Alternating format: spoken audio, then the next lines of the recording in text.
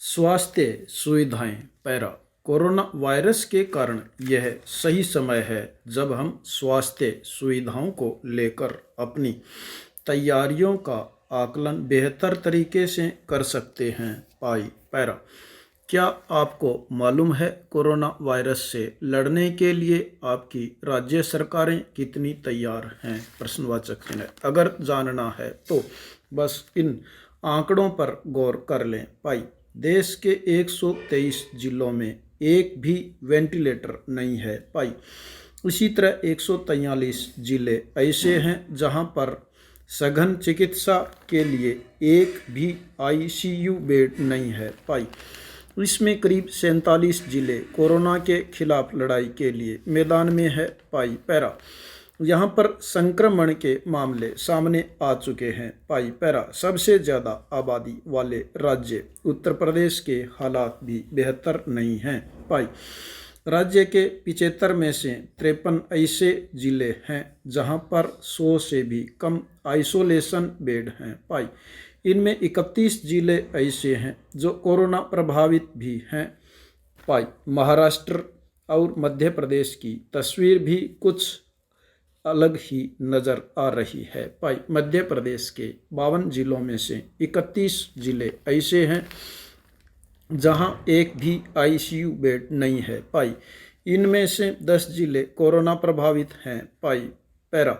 राज्यों के भीतर स्वास्थ्य सेवाओं की हकीकत का खुलासा तब हुआ जब खुद केंद्रीय कैबिनेट सेक्रेटरी राज्यों के सचिवों से स्वास्थ्य सुविधाओं की स्थिति पर चर्चा कर रहे थे। पाई।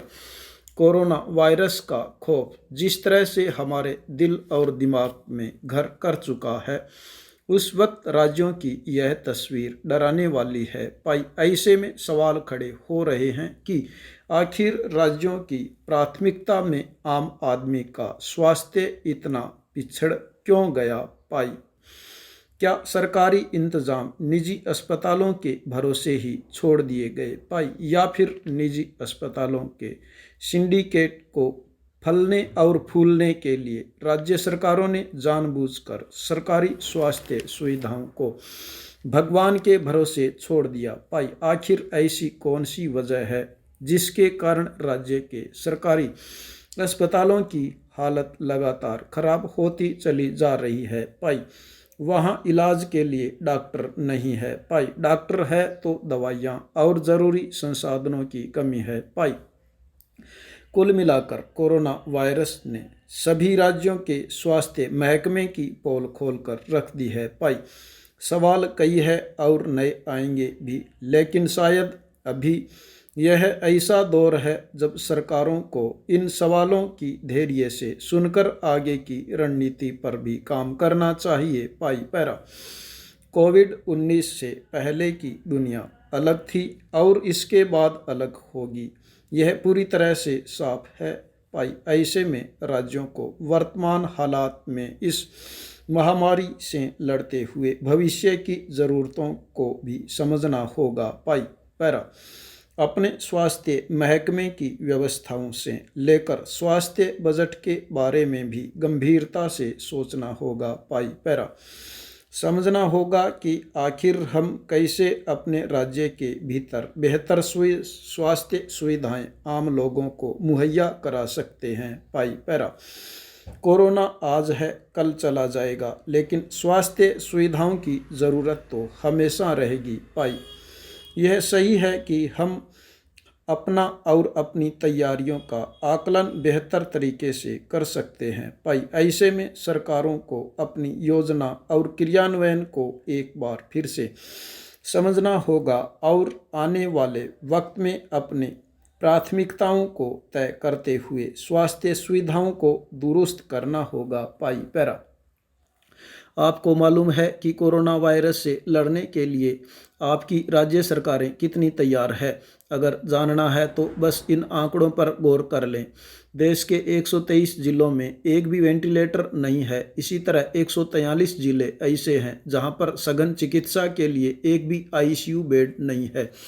इनमें करीब 47 जिले कोरोना के खिलाफ लड़ाई के लिए मैदान में उतरे हुए हैं। यहाँ पर संक्रमण के मामले सामने आ चुके हैं। सबसे ज़्यादा आबादी वाले राज्य उत्तर प्रदेश के हालात भी बेहतर नहीं है।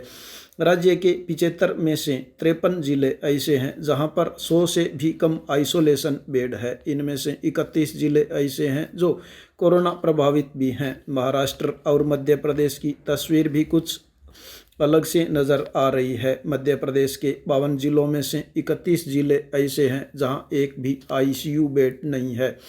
इनमें से 10 जिले कोरोना प्रभावित हैं। राज्यों के भीतर स्वास्थ्य सेवाओं की हकीकत का खुलासा तब हुआ जब खुद केंद्रीय कैबिनेट सेक्रेटरी राज्यों के सचिवों से स्वास्थ्य सुविधाओं की स्थिति पर चर्चा कर रहे थे।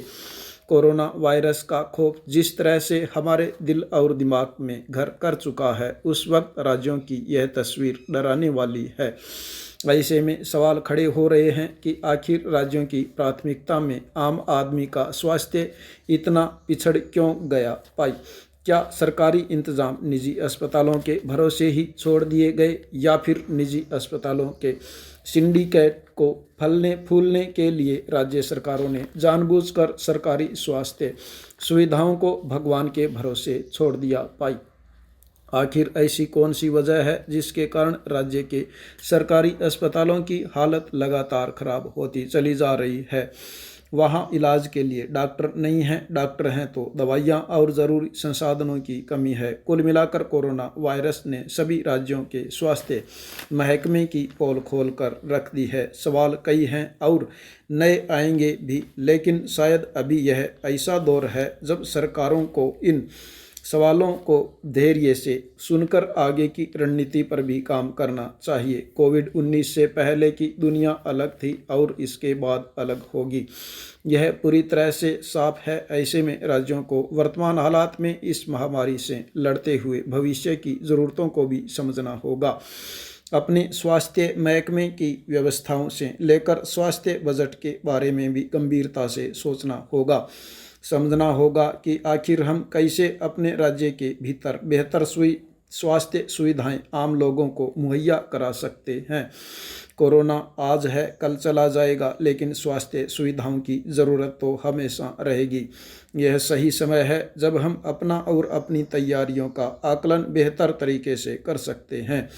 ऐसे में सरकारों को अपनी योजना और क्रियान्वयन को एक बार फिर समझना होगा और आने वाले वक्त में अपनी प्राथमिकताओं को तय करते हुए स्वास्थ्य सुविधाओं को दुरुस्त करना होगा।